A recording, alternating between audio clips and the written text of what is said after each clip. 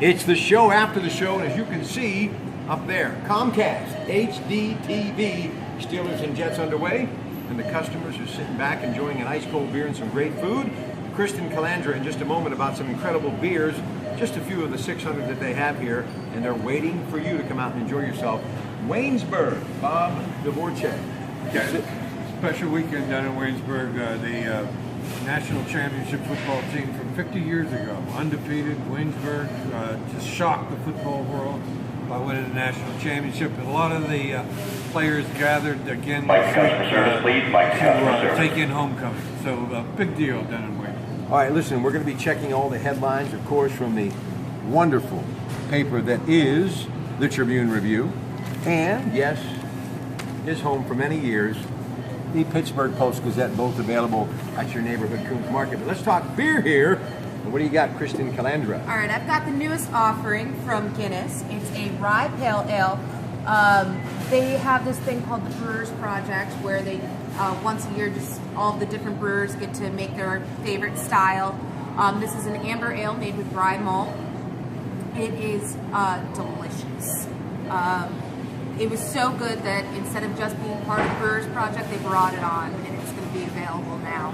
What kind of cuisine is best suited for you? I would pair it with pork roast or A little Pittsburgh surf and turf, carp and kielbasa. What do you like, the Galloping Gourmet? Or is I mean, seriously, if she can go into that kind of detail on a beer, I want to know. Listen, this is the type of cuisine. If I can't get it in Coons, it's a cheeseburger and a box of fries from McDonald's. And listen, I can enjoy this and be very happy. Some cheesy poops, it'll go good with that. Listen, cheese puffs, Doritos, it's all good.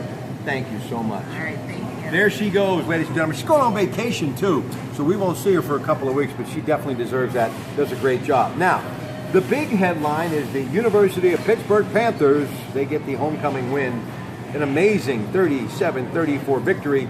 And in the last couple of weeks, the final 2 minutes have not been good at all times, but yesterday, 74-yard pass that was tipped in the air. Scott Orndorff had it, and then Chris did not blow it, as in blow it. He got the kick. Good. Steelers win it. Nice segue there. Thank you. It's such an entertaining game and with its throwback uniforms. I thought it was like a throwback football weekend. You just go to the game. There's no national championship implications, but two really competitive teams, up and down, lots of drama. I just thought overall a nice win for Pitt. And they woke up the echoes of more the throwback during the glory days of Tony Dorsett and Johnny Majors. The Pitt script, the jersey, pretty cool, huh? Yeah, back to the days of Ditka and Marino and the guys you remember. Yeah, absolutely. What about Pitt now that they are 4-2 overall, 1-1 in the Rick to customer ACC? service, please. Rick to customer service.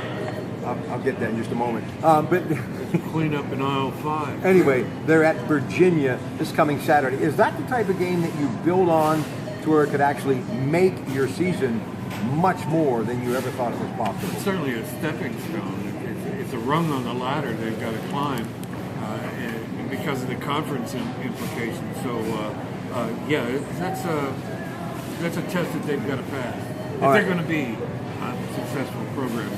All right, Penn State gets a win yesterday against Maryland, but more importantly, let's take a look at the top 5. Alabama, a winner yesterday. Ohio State, a winner.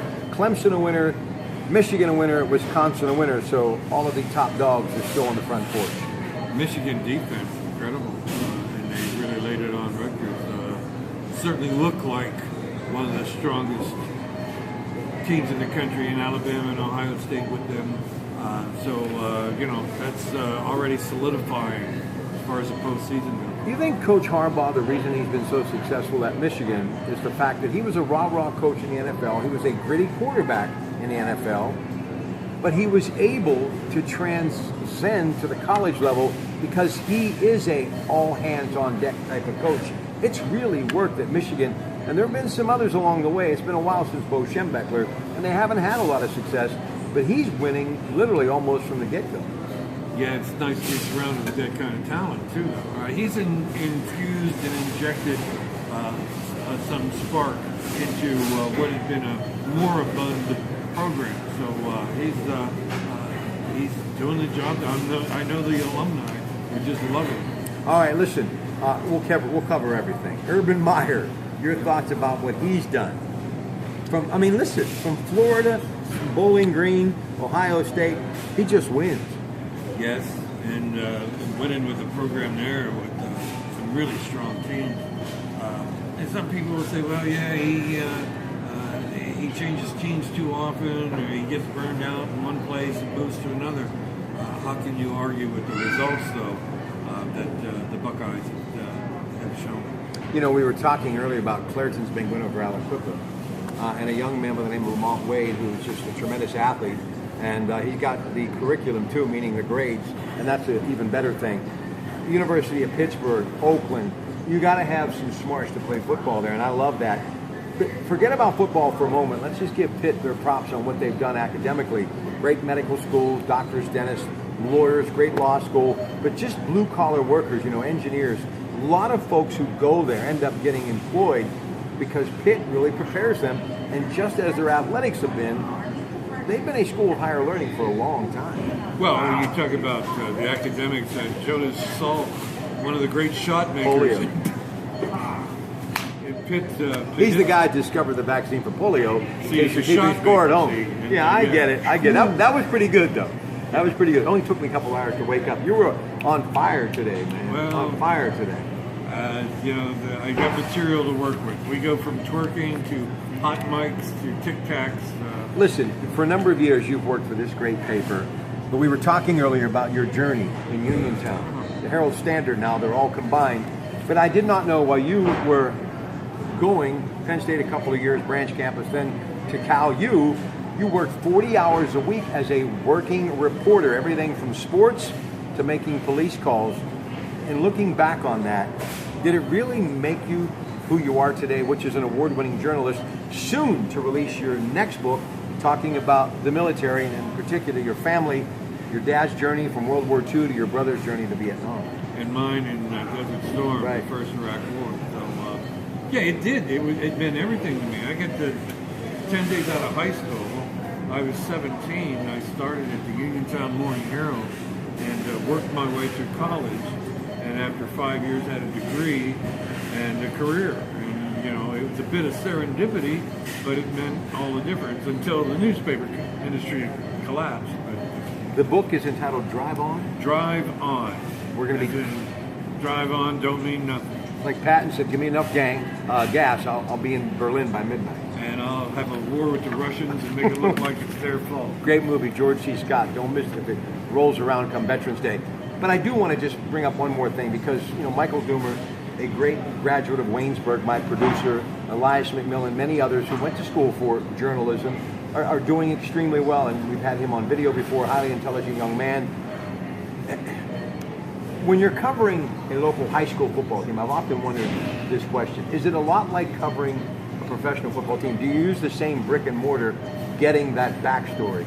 Or is it different when you're at a Chuck Noll press conference as opposed to the head coach of Uniontown? No, that was the beautiful part about the job. The template is the same. It's football, whether it's the high school, college, or professional level. And it's great training because, you write 15 high school football games on a Friday night.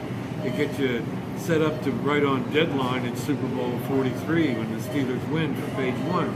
It's, what better training could you have? But you have to believe this, and I know from doing 20 years of play-by-play at that high school level, when I was in the press box, any game, any given Friday, to me it was my Super Bowl. It meant just as much to me, and I love the Steelers, but it meant just as much to me. I think that's how you approach any assignment. It's the most important thing you're doing at the time. So if I'm covering the South Union Township Sewer Board, it's better than covering Congress, and about the same kind of material than the sewage system. I used to cover the Aliquippa City Council meetings, and I'll tell you, you'd have thought I was in the conference room at the White House, getting ready to ask the president a question. Yeah. It was a big deal. That's professionalism right there, my friend. And I kept saying, how could I ever be here if it really had to be a professional to do this? Because I was just parking cars a week earlier. It's the truth. I loved every minute of it. Listen, Steelers, Jets, game on right now. Once again, Michael Doomer, show him the big screen TV. Comcast, powered by Xfinity here. Darrelle Revis is out. Steelers 7.5 point favorite. Is he still a one-man band?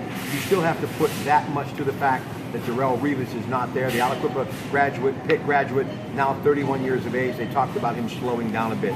I still think he's a factor, and I think it will help the Steelers. Oh, definitely. Without Darrell Revis in the lineup, it does nothing but help the Steeler offense. Jets may be a dangerous team because they're teetering on the brink, but it's also a great way for the Steelers to assert themselves in that division. Steelers leading 7-3 right now. They're in the first quarter.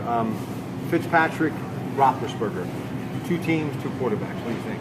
Oh, there's no comparison between the quarterbacks. Fitzpatrick's a serviceable NFL quarterback, but not certainly in the league of Super Bowl winning quarterback. And of course, the big question today is, will Antonio Brown be fined for twerking or using the goalpost as a prop? It's come to this, Rob. I said earlier on the radio show, they would probably pay me not to twerk, because that could be scary. All right, that would be more than unsportsmanlike conduct. Yes, and I would tweak my back after I twerk. Twerk, yeah. All right, now that we've talked about that quickly, let's move along. I would Twitter that, by the way. Would you really? So you Twitter the fact that I wasn't allowed to twerk because it would tweak my back? Correct. Okay, gotcha. All right, now let's talk Major League Baseball postseason. Cubs look unstoppable. They beat Madison Bumgarner, who has really been the ace for years for the Giants. And even though you got to look what the Giants did in 2010 and 12, and they've had a lot of success winning some World Series, I just don't see anybody stopping the Chicago Cubs. Pittsburgh Penguins, that's the Tribune Review. What do you think? Getting ready for Washington, Alexander Ovechkin at PPG Arena on the 13th of October. Saying the hockey season starts already, and we get a new name on the arena. So I like it tells that. you how fast things change. It's the toughest trophy in sports to win. Can they do it 2 years in a row? I like their chances. I like that, and this is their 50th season. Born in 1967, for the Penguins to be part of this community.